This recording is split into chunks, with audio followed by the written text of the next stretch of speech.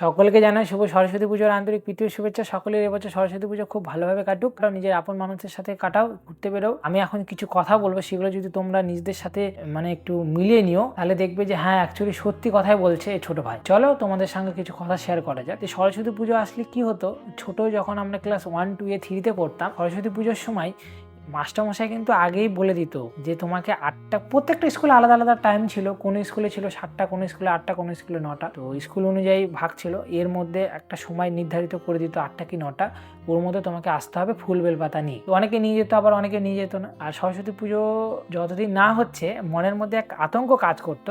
আতঙ্কটা হলো এটাই যে গাছে যে কুল দেখা যেত, কুল কিন্তু খাওয়া যাবে না, তাহলে কিন্তু সরস্বতী মা আমাদেরকে পরীক্ষায় ফেল করিয়ে দিবে। এটা অনেকেই করেছে, আবার অনেকে আবার সরস্বতী পুজো না হতে খেয়ে নিয়েছে, তাহলে মনে হয় আমাকে সরস্বতী মা পরীক্ষায় ফেল করিয়ে দিবে, আমি যতই লিখে আমি ফেল করবো। এটা কিন্তু প্রত্যেকে নিজেদের সাথে মিলিয়ে নিতে পারো। এই জিনিসটা কিন্তু প্রত্যেকের সাথে ঘটেছে এক সময়। আর তারপরে সরস্বতী পুজো হয়ে যাওয়ার পর যখন অঞ্জলি দেওয়ার সময় অনেক সময় কি হতো, স্কুলে যারা অনেকে যেত অনেকটা লেট হয়ে যেত, সেই কারণে অঞ্জলি দেওয়া হতো না। সেই সময় কি করা হতো, যে আশেপাশে আরো যেখানে পুজো হচ্ছে সেই সমস্ত মণ্ডপগুলোতে যাওয়া হতো, গিয়ে অঞ্জলি হলো কিনা, পুরোহিত মশাই আসছে কিনা, কখন আসবে, পুজো হবে, পুজো হওয়ার পর আবার অঞ্জলি দিব আমরা সকলে মিলে, তারপর কুল খেতে পারবো ফাইনালি। তার আগে কুল খাওয়া যাবে না। তো একটা আলাদাই ভালোবাসা ছিল। আর সরস্বতী পুজোর সময় আরো একটা জিনিস হতো, সেটা হলো সরস্বতী পুজোর পর এমনি প্রত্যেকটা প্রাইমারি বলো, হাই স্কুল বলো, বা এমনি নর্মাল বেসরকারি স্কুলগুলোতে বলতে পারো, একটা নির্ধারিত দিন করে দেওয়া হতো। ওই দিনে স্কুলে খিচুড়ি খাওয়ানো হতো। প্রত্যেকবার আমরা যেতাম লেটে, আমরা কয়েকজন গ্রুপে ছিলাম, তখন প্রায় 10 থেকে 12 জন ছিল আমাদের একটা গ্রুপ। সরস্বতী পুজোর যে প্রসাদ খাওয়ানোর দিন কি হতো,